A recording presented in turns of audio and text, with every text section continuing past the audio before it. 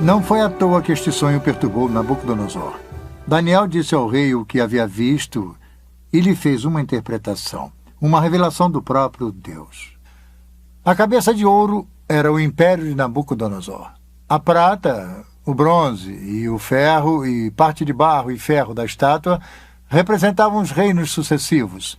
Cada um deles era inferior ao outro.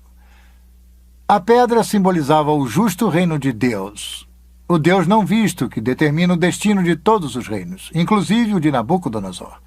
Quando Nabucodonosor soube da interpretação, se prostrou diante de Daniel e novamente louvou o Deus de Israel. Mas a velha arrogância em breve voltaria. O livro de Daniel retrata Nabucodonosor sob molde de muitos ditadores que vimos passar pelo curso da história. Era orgulhoso e dado a ataques de raiva. Controlava um grande império, mas não conseguia se controlar. Daniel avisou a Nabucodonosor que Deus, que controlava todos os reinos da terra, o humilharia gravemente se não mudasse o seu comportamento. Os avisos caíram em ouvidos surdos. Ao invés de dar a glória a Deus, Nabucodonosor se viu como uma fonte da grandiosidade. O livro de Daniel descreve como Deus humilha o orgulhoso rei e como Deus o ensina que havia um reino bem mais poderoso do que a Babilônia. Um reino espiritual, o reino de Deus. Um dia, ao caminhar no teto de seu palácio, Nabucodonosor, do alto de sua grandiosidade, olha para a cidade. Ele não pôde evitar e se gabou. Daniel 4, 30, 31 e 33. Não é esta grande Babilônia que eu edifiquei para a casa real com meu grandioso poder e para a glória da minha majestade? Falava ainda o rei quando desceu uma voz do céu. A ti se diz, ó rei Nabucodonosor, já passou de ti o reino. No mesmo instante se cumpriu a palavra sobre Nabucodonosor e foi expulso de entre os homens e passou a comer erva com os bois. O seu corpo foi molhado do orvalho do céu até que lhe cresceram os cabelos como as penas da águia e as suas unhas como as das aves.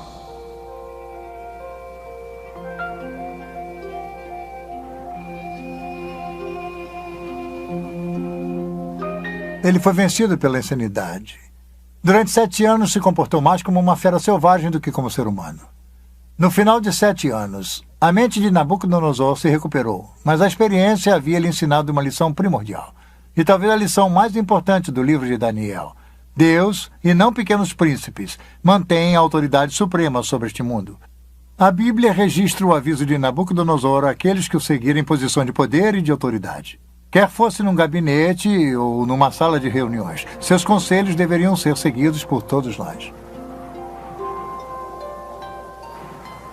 Daniel 4, 34, 35 e 37. Mas ao fim daqueles dias, eu, Nabucodonosor, levantei os olhos ao céu, tornou-me a vir o entendimento. E eu bendigo o Altíssimo, e louvei e glorifiquei ao que vive para sempre, cujo domínio é sempiterno, e cujo reino é de geração em geração. Todos os moradores da terra são por ele reputados em nada, e segundo a sua vontade ele opera com o exército do céu e os moradores na terra. Não há quem lhe possa deter a mão nem lhe dizer que fazes. Agora, pois, eu, Nabucodonosor, louvo, exalto e glorifico ao Rei do céu, porque todas as suas obras são verdadeiras e os seus caminhos justos, e pode humilhar aos que andam na soberba. Mas se Nabucodonosor aprendeu uma lição importante, seus descendentes não aprenderam. Após um reinado de 43 anos, Nabucodonosor morreu em 562 a.C. Foi sucedido por 4 reis num período de 7 anos, cada sucessor mais fraco do que o outro. O último rei de Babilônia foi Nabonide ou Nabone. Ele assumiu o trono em 55 a.C. Seu filho e príncipe coroado era Belsaruzur ou Belsazar, chamado pela Bíblia. Por motivos que não são totalmente esclarecidos, o sábio e excêntrico Nabonidos passou os últimos 10 anos de seu reino no distante oásis de Tema, na Arábia, estudando história e religião. Enquanto Nabonidos se encontrava afastado, seu filho Belsazar reinava na Babilônia. Agora temos um fascinante relato detetivesco da Bíblia. Durante séculos, o nome de Belsazar não foi encontrado em outro lugar a não ser no livro de Daniel. Os historiadores citavam Nabonidos como sendo o último rei da Babilônia, mas nada de Belsazar. Não é de admirar que alguns céticos tenham rejeitado as declarações de Daniel sobre Belsazar, rotulando-as de ficção, ou um dos erros históricos da Bíblia. Porém, em 1854, vários pequenos cilindros de barro apareceram. Eles foram encontrados aqui, em Ur, na Mesopotâmia. tinham inscrições com relatos da reconstrução de um zigurates pelo rei Nabonidos. As inscrições eram concluídas com orações pela saúde de Nabonidos e de seu filho mais velho, o príncipe coroado, Belsazar. E quanto a mim, Nabonidos, o rei da Babilônia, proteja-me de pecar contra qualquer divindade exaltada e me conceda uma vida longa, e no coração de Belsazar, meu filho primogênito, crie o temor pela exaltação da divindade.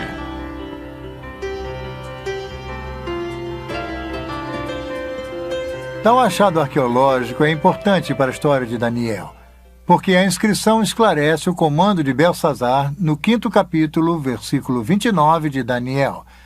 É aí que Belsazar proclama Daniel como o terceiro maior regente do reino. Nabonidos era o primeiro, Belsazar o segundo e Daniel o terceiro.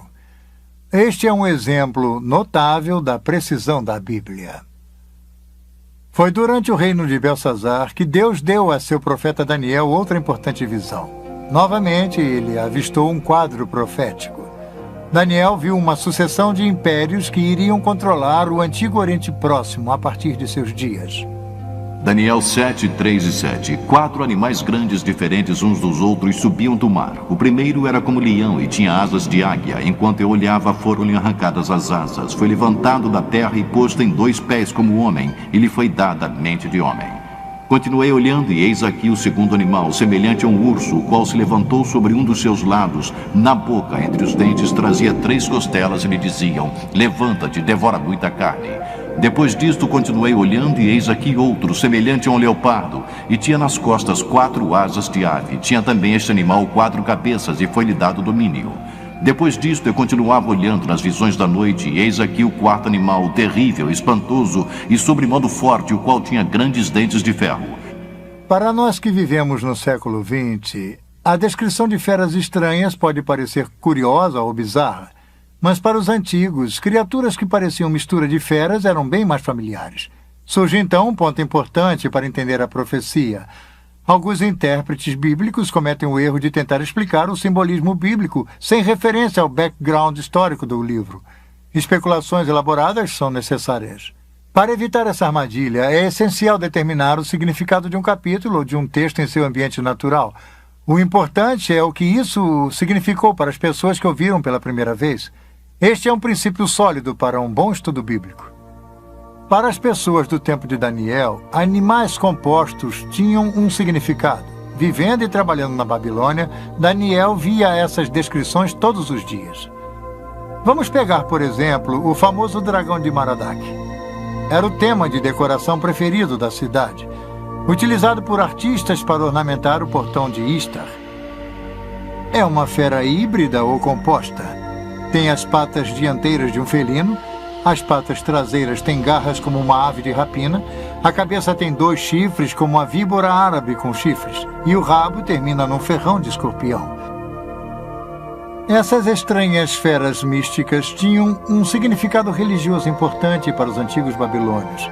Então, quando Daniel registrou os animais estranhos em sua visão, no capítulo 7, ele se deu conta que a visão iria ser significativa para a Babilônia. Um anjo explicou a Daniel que as 4 bestas eram os 4 impérios que iriam dominar o antigo Oriente Próximo. O leão alado significava a própria Babilônia. De forma interessante, o leão da Babilônia é encontrado até hoje no antigo local da cidade.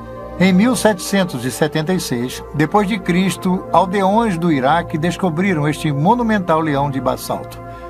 Isto confirma que o leão era o símbolo da deusa Istar e da própria Babilônia. O leão está de pé sobre um inimigo caído, preso embaixo de suas patas. As costas do leão têm marcas indicando que seriam para as celas de Istar. Uma mulher cavalgando uma fera? Esta seria uma imagem significativa mais tarde no livro do Apocalipse. De acordo com muitos comentaristas, o urso da visão de Daniel simbolizava os medas e os persas, e com certeza o Império Medo-Persa substituiu o babilônico. O leopardo de 4 cabeças tem 4 asas e representava Alexandre o Grande e as 4 divisões de seu império. A 4ª besta foi identificada por comentaristas como sendo a correspondência ao Império Romano.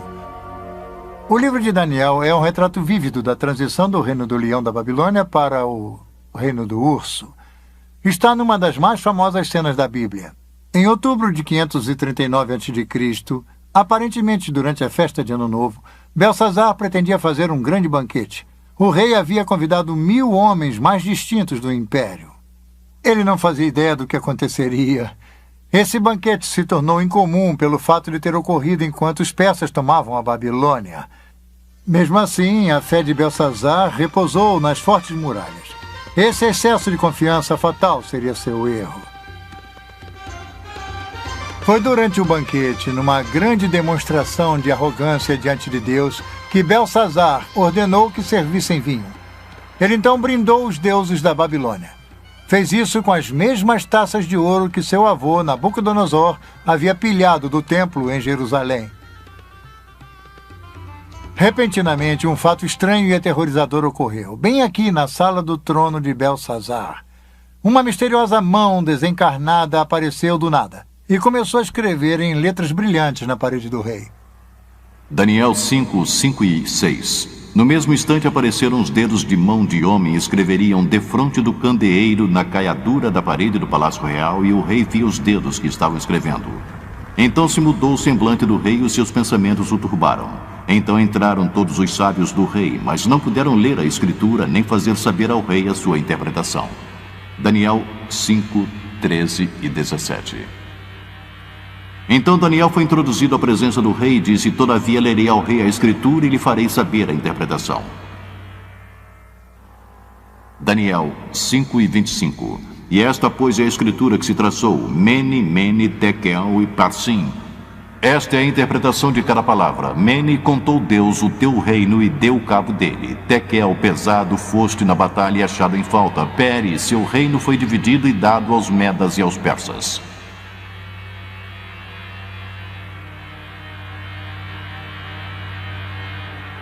Literalmente, as palavras Mene, Tekel e Peres eram os nomes de pesos comuns babilônicos.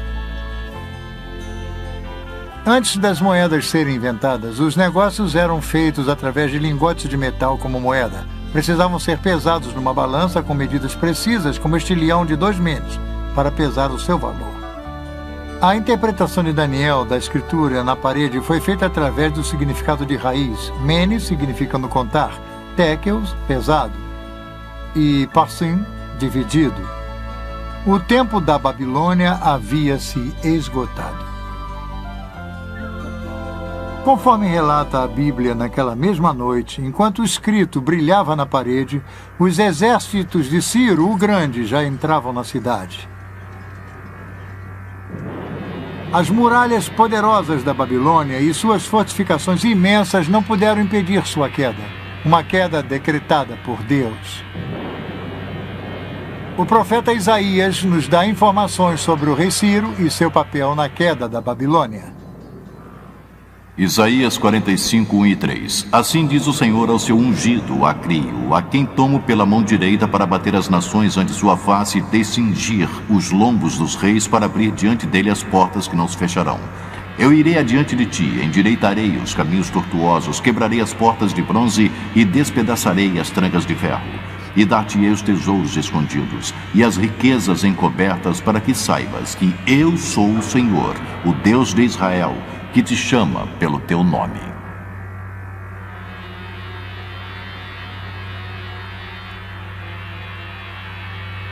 A Escritura nos dá a ideia da forma surpreendente com que Ciro capturou a Babilônia. Com suas muralhas maciças, Babilônia parecia inexpugnável, mas, desconhecido pelos babilônios, Ciro havia armado um plano engenhoso.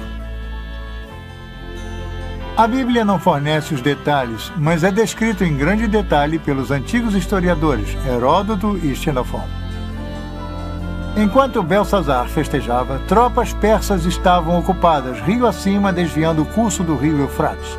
O rio normalmente fluía por baixo dos portões maciços e entrava pela cidade. Aí os persas cavaram um canal. Isso redirecionou o rio para um velho leito. O Eufrates começou a ficar mais baixo, permitindo que os persas atravessassem por baixo dos portões e entrassem na Babilônia. Relatos nos contam que Ciro colocou um espião na cidade, e naquela noite ele destrancou os portões da muralha interna. Através desses portões, o exército de Ciro entrou na cidade e os babilônios foram totalmente surpreendidos. A Babilônia era tão grande que, quando as partes externas foram invadidas, os que moravam no centro da cidade não sabiam do ataque. Belsazar e seus convidados continuavam com seu desafio idólatra a Deus até que foi tarde demais, como o livro de Daniel nos conta. Naquela mesma noite, Belsazar, rei dos babilônios, foi assassinado.